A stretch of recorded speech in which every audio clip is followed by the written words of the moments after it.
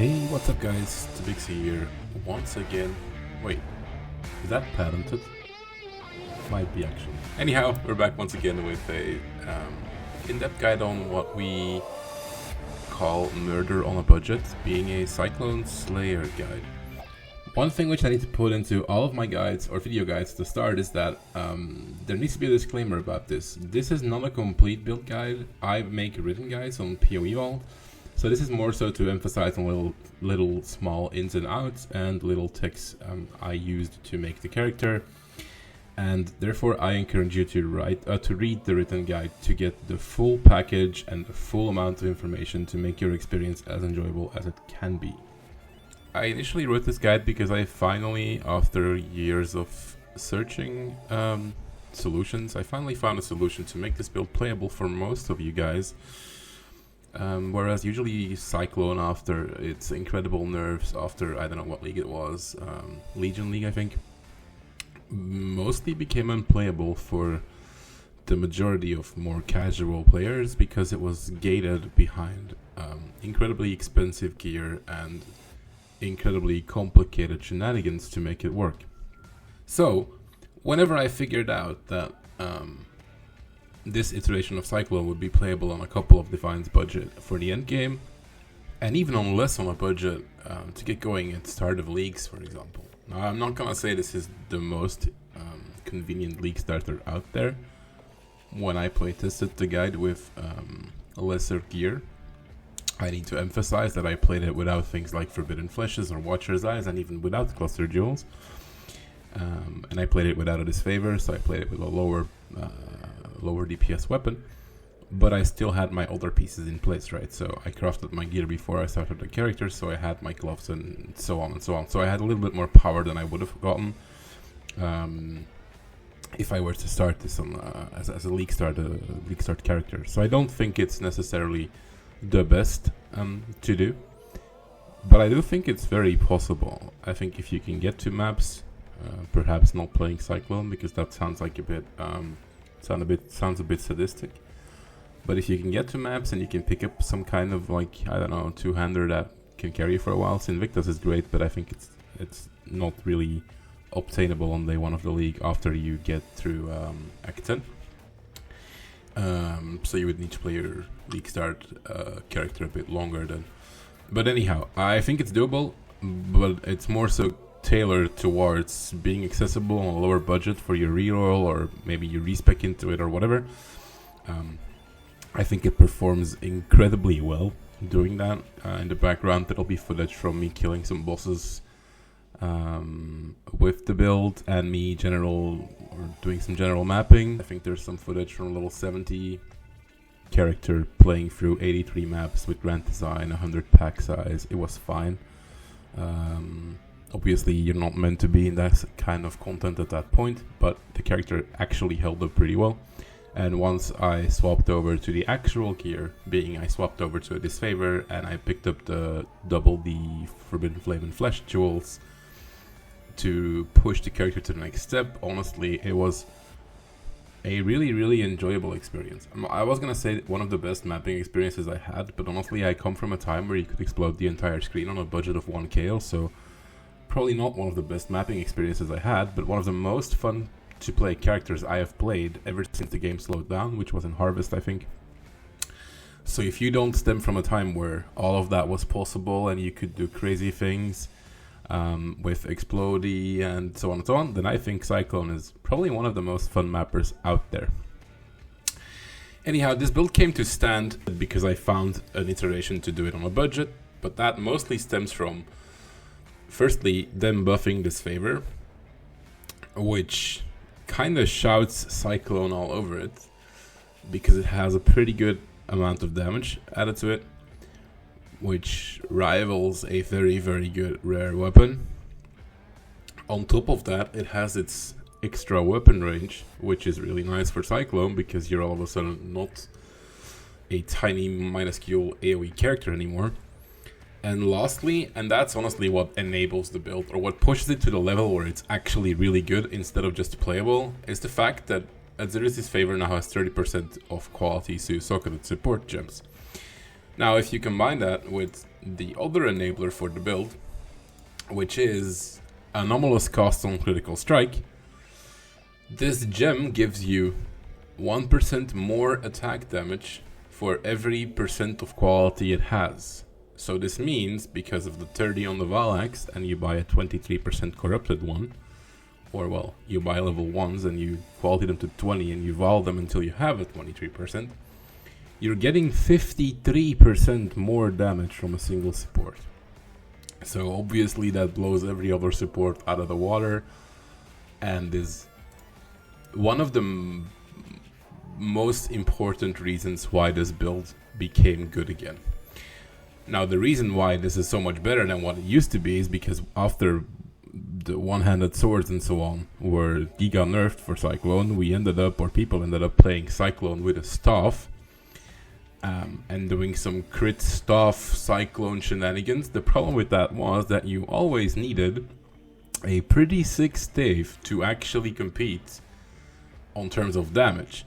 And because you needed a lot of damage in your 3 and in your gear, you needed that staff because you also couldn't take a hit.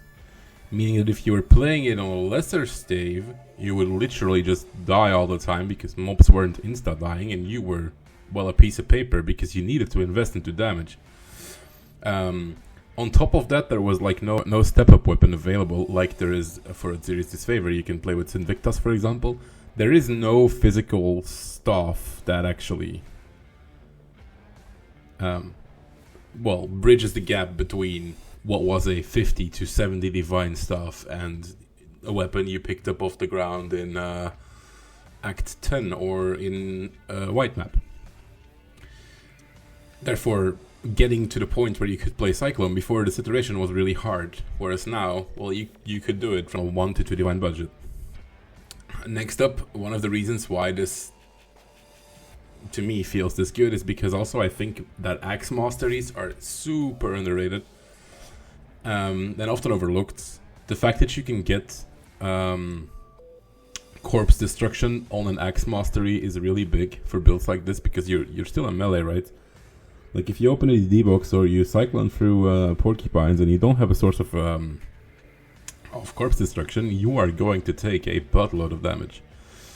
And honestly, I didn't even think about this initially, but when I started playing, obviously it was a problem, and I tried to find a solution, and this is just such a convenient solution that it deserves to be mentioned. Next up is the Rage Mastery, which also is a Berserk enabler in cases where you need to Berserk. It's not like Berserk has high uptime. It's also not like we have a lot of rage, but it does provide you with a button that helps you in cases where you need it, and that's also something that's very often underlooked when it comes to Axe Masteries or axes in general.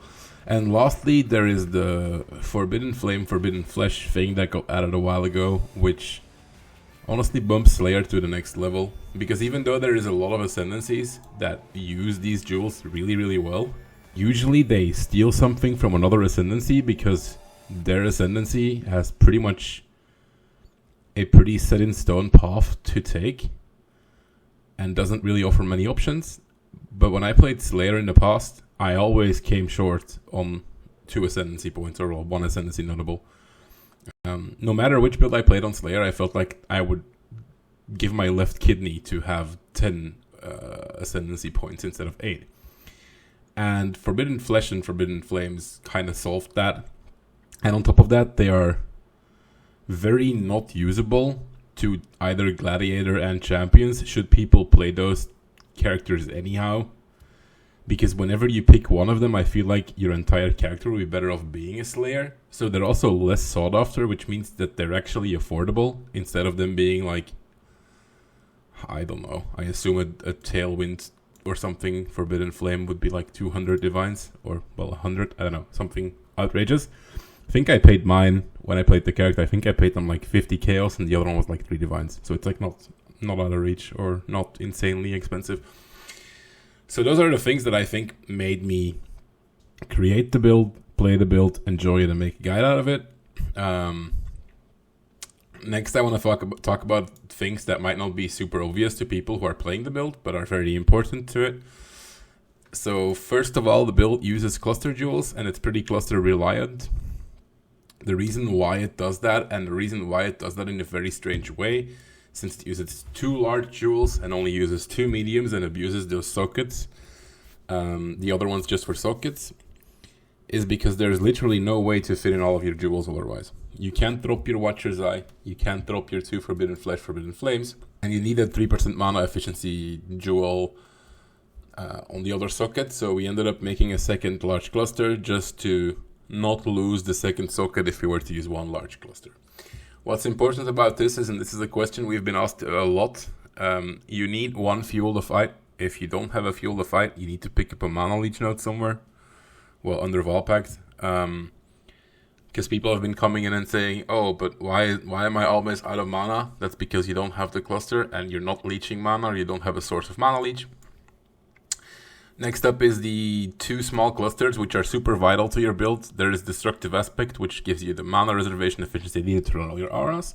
So that's big. And also, do not sleep on Enduring Composure. Enduring Composure is one of the best small cluster jewels in the game. Getting an Endurance charge every second if you've been hit recently, which is always pretty much, is really good. On top of that, 30% decreased armor is also pretty good for 1 node. So yeah, that thing is really good. Don't sleep on that. Next up is the entire combination of Leech Masteries, Valpact, Recovery, and so on and so on. So let me put it this way: when I played the build, or when I actually made the build, the Leech Mastery didn't exist. Now I played around with it a bit, and the main problem with this entire story, or this entire idea behind Leech, is this build is probably the most point-starved build I have ever played. Like, there isn't a single point you can drop, and if you have to drop a point, you're probably dropping life, of which you already have none. And given the amount of layering of defenses, actually having more life would be so good for the build, right? So you don't want to drop life, but then if you look at any of your other points, you can't really drop them. You can't drop accuracy. So you can't drop precision, so you can't drop mana reservation. So you can't drop those. You can't drop your masteries because you can't drop the destruction. You don't want to drop the rage on hit. You need the critical nodes to actually crit cap. You need the impale stuff to like get impales off. There is a mastery for 10% more max fizz. You can't drop that one. You can't drop Unwavering Stance. You don't want to drop Soul of Steel. Like there's literally just nothing you can drop unless you're dropping life, or you're dropping a sizable chunk of damage, which you also don't want to do. So this build is super point starved, right? That's really important to understand. So if you can get Valpact and delete the instant leech while maintaining a good amount of leech in total, it is really good. However, personally, I think you should only pick that up after you have a really, really good amount of gear, so your life pool doesn't get completely decimated. I personally don't think you should ever drop under like 3.3, 3.4k life if you're mapping T16s. With this particular setup, obviously, which has its own layers of defense and incredible recovery. So yeah, that's something to think about. Also, by the way, 4 regrets is nothing. You should probably tinker with this, and if you think one is better than the other, just go for it. Like I played with Valpact, I played without Valpact, I played with Valpact and Instant Leech, I played only Instant Leech, I played Instant Leech Valpact. Honestly, they were all fine. I never kind of died in pretty heavy juiced up T16s. What I do think you should do is you probably want to pick up one of those, or an Insta Leech source, which is a Leech Mastery, if you were low level and your gear isn't great, because then it actually does make a sizable difference.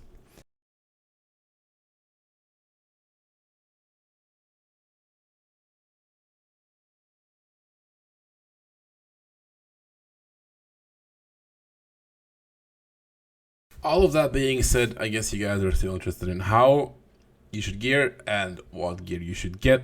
First of all, there is the disfavor. Try to get a good roll. Honestly, play Invictus until you can get a good roll, because Invictus will be fine. Mine is pretty good. Could be better. you can corrupt it to be better. There's a lot of things that can happen, you know, which could make it better, but to me it doesn't really matter. Oh, you should get it 30% quality, right? Through a crafting bench, which you can buy from another player or find yourself. Then there's the Abysses, get 1 minute attack speed.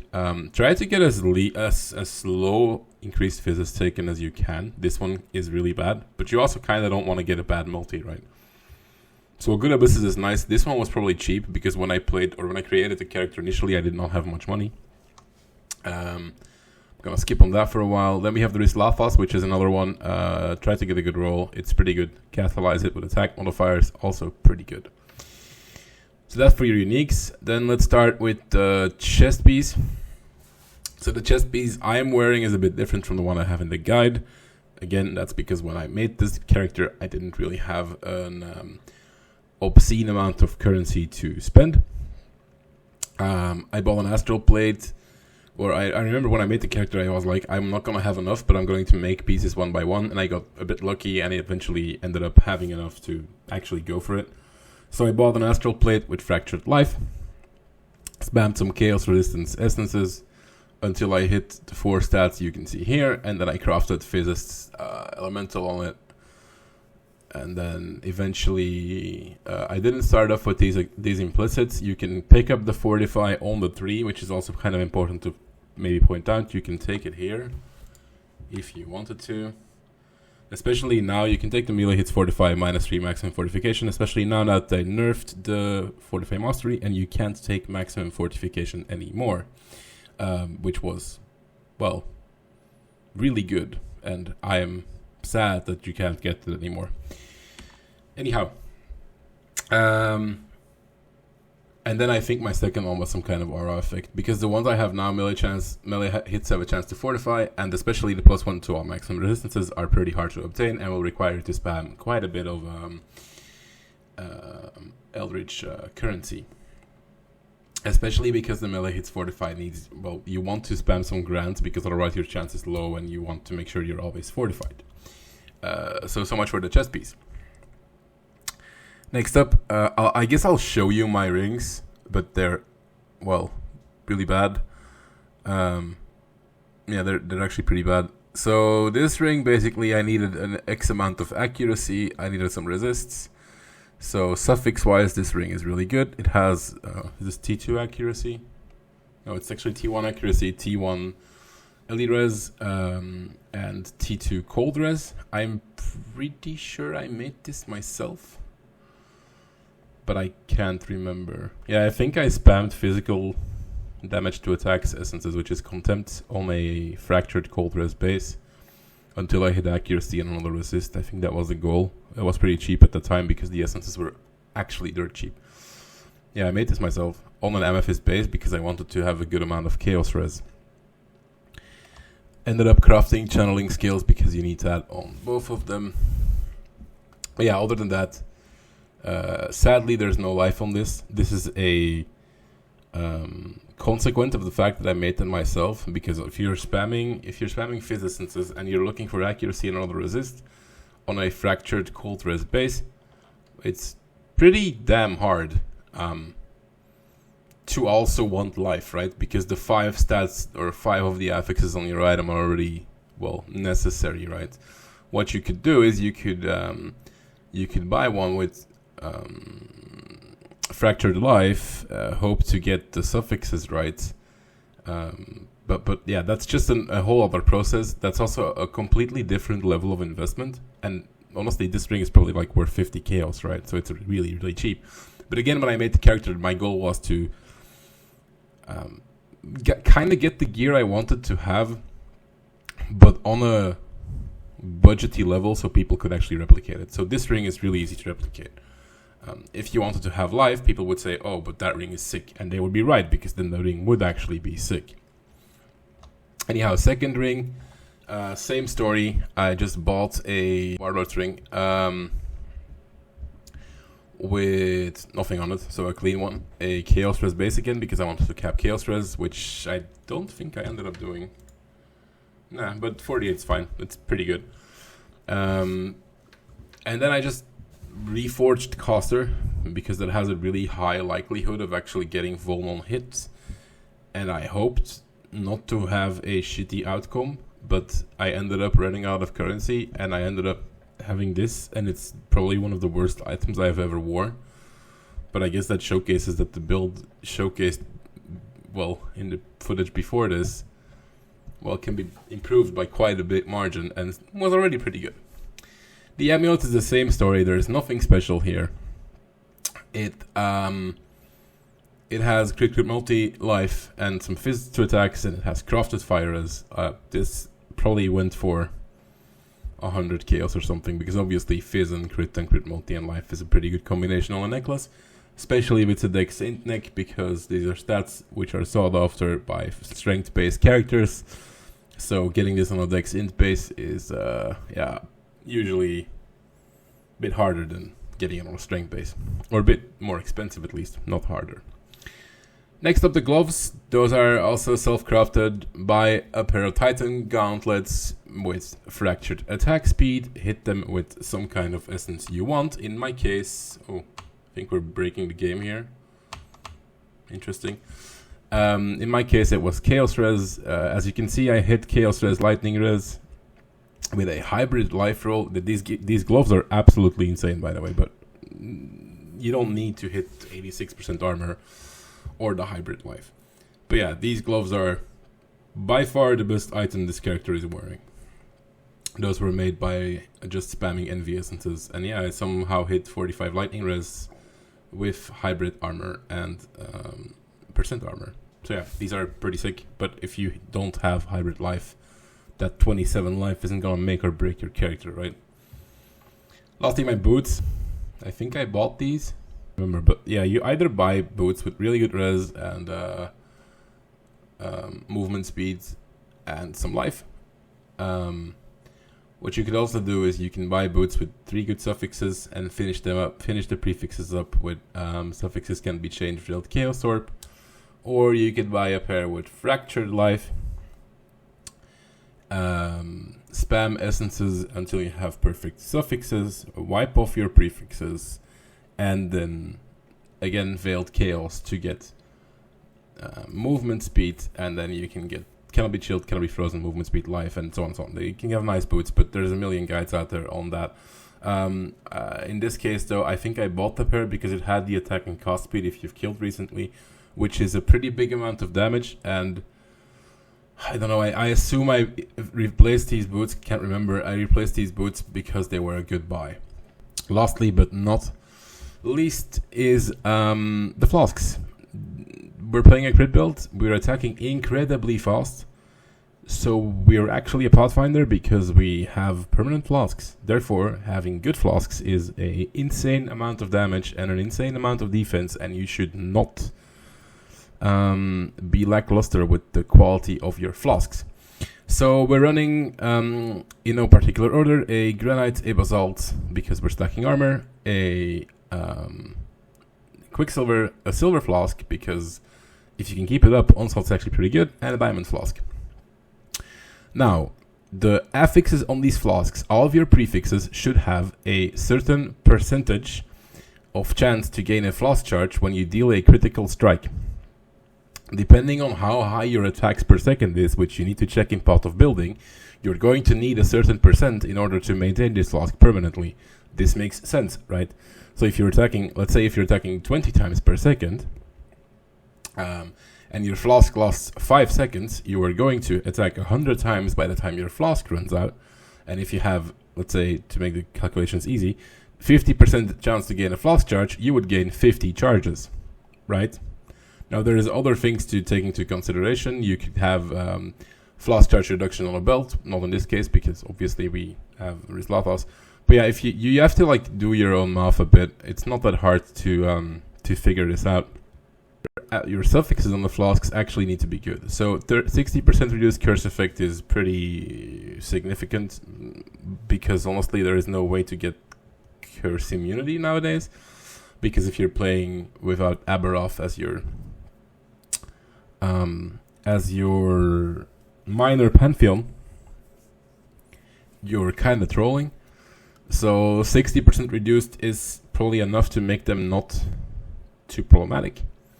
Then I have a 43% armor effect during effect on this silver flask, which is a pretty bad flask and it should be better, but if I recall correctly, getting a T1 armor flask on any of my affixes with the Surgeon's mod, or the flask charge on crit mod, was like 5 divines for a flask, and I ended up giving up rolling it myself. So, well, I'm stuck with this. You should get a better one because it's worth. Then I have a Quicksilver of critical strike chance. This is a good flask. This is T1 T1. They should all be like this. Then I have the Corrupted Blood immunity, which is pretty important, and I have an attack speed one. Again, T1 attack speed because, well, flasks are good. I crafted used when charges reach full on all of them because they're then automated. Lastly, let's talk about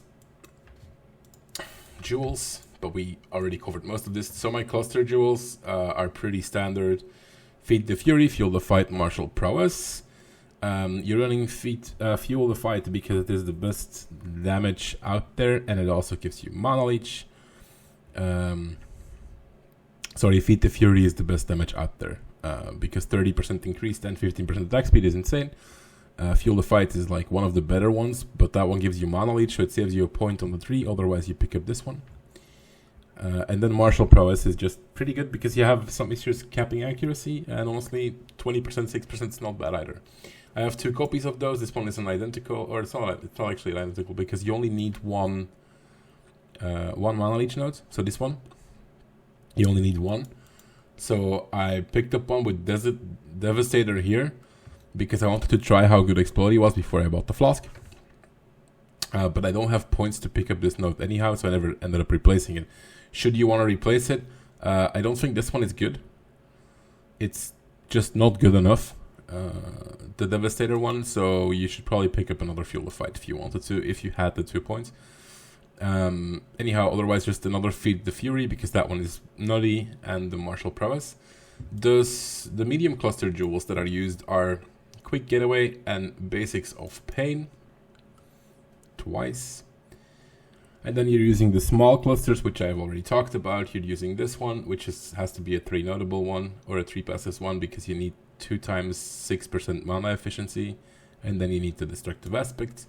Here I'm running a 2 passives one because I don't want a small one, but I needed to get Enduring Composure, which is a source of endurance charges, of which you have 4. So that's nice. And then your other jewels, obviously you're running the Forbidden Flesh and Forbidden Flames to allocate Overwhelm. As the guide suggests, you can look around, right? You can take any of them actually. None of the small ones actually matter. So you can also get one that gives you Headsman or Fervor or Impact or whatever. That doesn't matter. And then you want a 1 jewel with mana reservation efficiency. I'm not sure, but I assume that can be fixed by level 4 Enlighten, in which case you can put this cluster jewel setup here and you would save a ton of points, but I didn't want to make a guide that relied on that, so I didn't do that. And lastly, there is the Watcher's Eye, which has the impales you inflict lost 2 additional hits while using Pride. That one is probably like 12 or 15% damage or something, so you should probably get that. It's usually pretty cheap. Other than that, I don't think there's much to say.